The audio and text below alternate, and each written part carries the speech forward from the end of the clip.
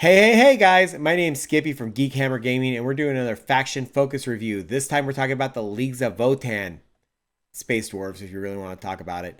Super cool faction of abhumans who kind of went off in a different genetic direction from regular humans, and now trying to mine the galaxy for resources to keep their giant computers running that run their whole society. Super cool faction. I love the way they look. I became a big fan. I'm even repping my Leagues of Votann today, and I'm ready to talk about their rules and what they'll be doing in the game. First of all, I got to talk about the joke here. So on the front page, when they revealed this, that's a grudging. Ah, I love it. They hold grudges, and they will exact their revenge for such a grudge. But I appreciate the Simpsons joke they put in there. So let's talk about some rules. We're going to talk about the Eye of the Ancestors army rule. If your army faction is Leagues of Votann, each time an enemy unit destroys a Leagues of Votann unit from your army, that enemy gains one judgment token. You are judged.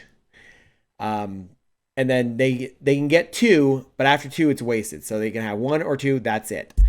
Each time a model from your army with this ability makes an attack against a target unit that has one or more judgment tokens, until the model's attacks have been resolved, apply the relevant bonus from the table below.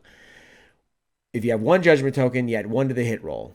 If you have two judgment tokens, you get to add one to the hit roll and one to the wound roll. Oof. This is the way to get them punching up above their grade.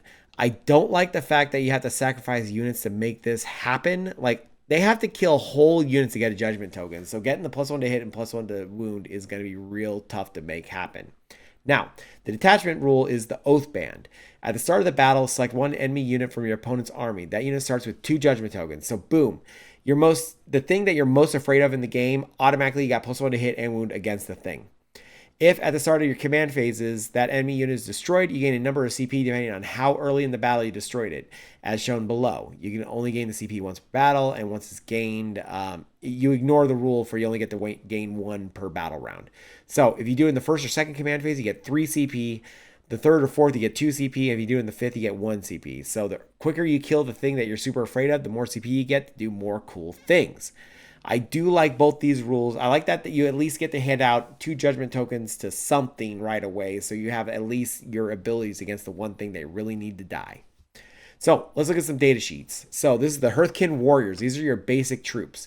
They move 5 inches, T5, 4 up save, 1 wound, leadership 7, 2 objective controlled. So they've lost their ability to for armor contempt, so they no longer ignore the first pip of AP, but they did go up to T5 for your basic troops. They were T4 in last edition, so they've gained a little bit of toughness while losing some of their extra abilities, but they were kind of ridiculous to begin with, so we'll see how the army shakes out. Core abilities for the unit. So Eye of the Ancestors, that's the Judging rule.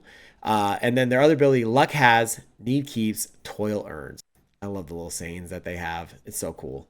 So at the end of your command phase, if this unit is within range of an objective marker you control, that objective marker remains under your control even if you had no models within range of it until your opponent controls it at the start of any turn.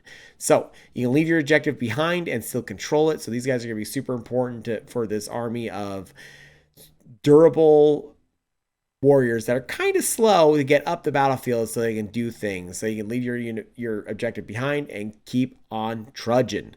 So, war gear abilities. These are all things you can take as war gear accessories for the unit. So the Panspectral Scanner, ranged weapons equipped by the models in the bear's unit have ignores cover, really nice. Comms Array, each time you target the bear's unit with a stratagem on a D6, roll a 5. On a 5+, you get 1 CP.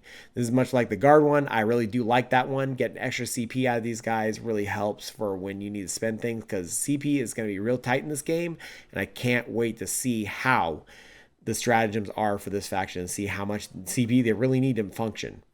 Metapack, the bearer's unit has a 6-up Feel No Pain. Again, really good on mass models. So if you have a 20-man unit, which in this current edition you can take 10 to 20, so I'm hoping you still take 20. That'll make this unit very good. And We Feel Crest, the bearer has a 4-up invulnerable save. Not the unit, just the bearer, so the sergeant. So I don't know if that's going to be a good pick or if there's going to be a strategy to make the We Feel Crest do something else, but we'll see later. So let's talk about ranged weapons. Now, something you're going to notice here that's kind of a big deal is they're hitting on 4s. They hit on 3s in the last book, but now they're hitting on 4s. There's a couple heavy weapons in there, but the heavy weapons hit on 5s going back to 4s. So the +1 to hit gets you back to where you were last edition.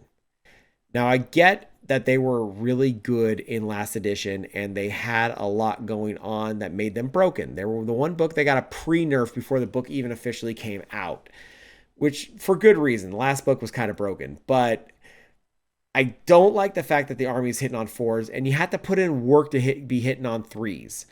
And you're going to see that this is a theme that they have on a lot of shooting armies that aren't Marines or Marine equivalents.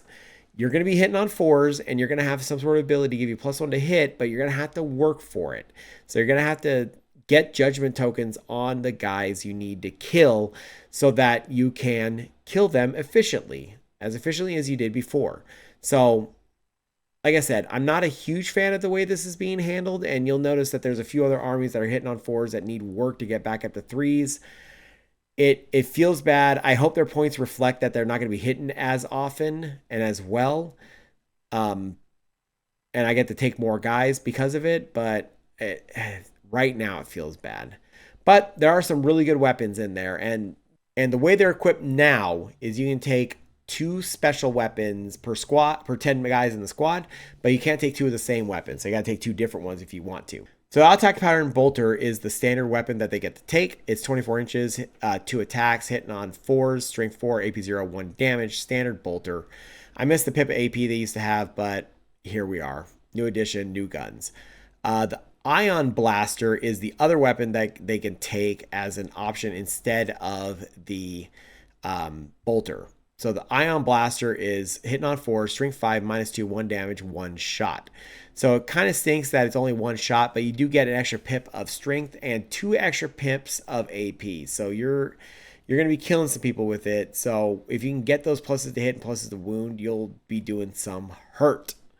So some of the other weapons they have laying around in the squad, the Plasma Beamer, which is 18 inches, hitting on 4, strength 8, -3, 2 damage. The High-Las Auto Rifle, which is Rapid Fire 3 Assault, hit 3 attacks, hitting on 4, strength 6, -1, 1 damage. The Rotary Cannon, which has heavy and sustained hits 1, is 6 attacks, hitting on 5, strength 6, -1, 1 damage. Does have heavy, so you can get back up to 4s. And the other one I want to talk about is the Magna Rail Rifle. This was really good in the last edition, and it's still pretty good right now. So it's devastating wounds. So wounds of 6 go straight to mortal wounds. And then it's heavy. So you are hitting on 5's base, but you can get that to 4s by standing still and get that up to 3s with your ability to get +1 to hit. So strength 12, pretty good already, with just 1 shot though. But strength 12, -3, D3 +3 damage. I like that a lot. I think that's going to be a really good profile for dealing with like those mid-level vehicles and for dealing with like tough things like Terminators and stuff like that. I like it a lot. I think it's going to see a lot of play. The close combat weapon is hit on 4, strength 4, AP 0, 1 damage. And then the Sergeant now is just relegated to just kin melee weapons. So it doesn't matter which one you actually modeled on them. Just whatever they got on the Sergeant. That's their melee weapon. So it's 2 attacks, hitting on 4, strength 5, -2, 2 damage, which is not bad for a melee weapon, but hitting on 4s, again, is a little rough. Hopefully you got those judgment tokens so you can make that happen. Overall, I'm happy with the data sheet other than the fact that it looks like the theme of the army is they're going to be hitting on 4s. Now, I'm hoping that the specialized shooting units like the heavy guys, the Thunderkin, will be hitting on 3s. We'll see when we get to see other data sheets. So next up, let's look at the big boy, the Hecaton Land Fortress. Now, I say big boy, it's still average size, but it's big boy for them because, you know, they're short in stature. So 10-inch move, hitting T12, 2-up save, 16 wounds, leadership 7, and objective controlled 5. There is no invulnerable save on this, so the 2-up's got to carry you a long way. Those -4 meltas and stuff will be a big deal against you. So let's look at the abilities. So we got Deadly Demise D6, so it blows up. Eye of the Ancestors, which is the faction ability. Fire support. In your shooting phase, after this model has shot, select one enemy unit. It scored 1 or more hits against that phase. Till the end of the phase, each time a friendly model that disembarked from this transport this turn makes an attack that targets the enemy unit, you can re-roll the wound roll. Getting reroll wounds against a target just because you got out of your gunboat with your guns, it seems really good. I like that a lot. Pan Spectral Scanner, ranged weapons equipped by the bearer have the ignores cover ability. They can see ya. And then damage 1 to 5 wounds, you get -1 to hit. So this one has an array of weapons as well. The big ones I like are the Heavy Magna Rail Cannon, which is devastating wounds and heavy, so the mortal wounds. 30-inch range, 1 attack, hitting on 4s, strength 18, -4 d6 plus 6 damage. Ooh, that's a lot of wounds. You got to work to get that hitting on 3s, but you can make it happen. Actually, I rephrase that. It is a heavy weapon, so you're hitting on 4s down to 3s. You can get up to 2s with the kin ability, so that is really good. I like that gun a lot. You better be hitting on, you got to be getting hit on 2s if you only got 1 shot, though. You know what I mean? So the other one I really like on here is the SP Heavy Conversion Beamer, which is conversion, sustain hits D3.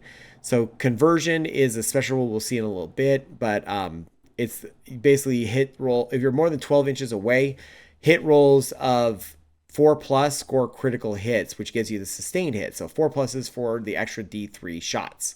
You get 2 attacks hitting on 4s, strength 10, -2, 4 damage. That's a beam weapon, yo. That's going to just melt some people. I like it a lot. And then we have a few other weapons on there. Nothing really exciting to talk about there. So next up, let's look at some weapons. We have the SB Conversion Beamer, which we just talked about, the tank-mounted version. But it has conversion, which is if you're more than 12 inches away, a successful hit of 4+ scrolls a critical hit, which gets you those sustained hits. So even 1 attack, you have a 50-50 chance of getting D3 extra shots, or automatic hits, which is really nice. Hits on 4s, strength 7, -1, 3 damage. Pretty good for a infantry carried weapon. The grav cannon was like the best weapon in the last edition, so we'll see how that gun looks, but I have all my guys equipped with the grav cannon, so I hope it's better. But I kind of like the conversion weapon.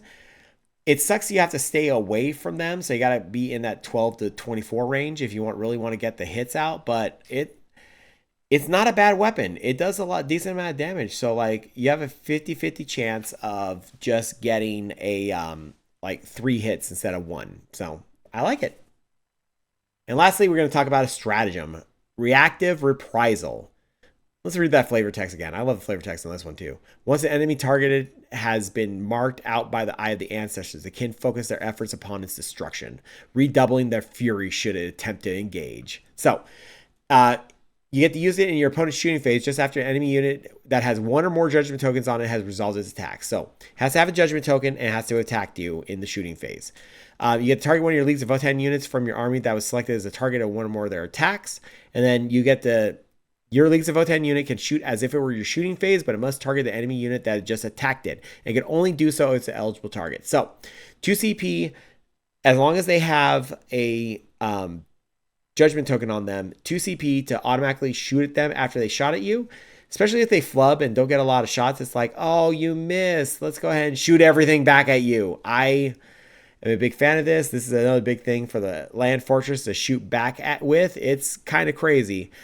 I like it a lot. It's going to see a lot of play, and it's going to be like, oh, you didn't do a lot of damage? Well, let me just go ahead and blow you away.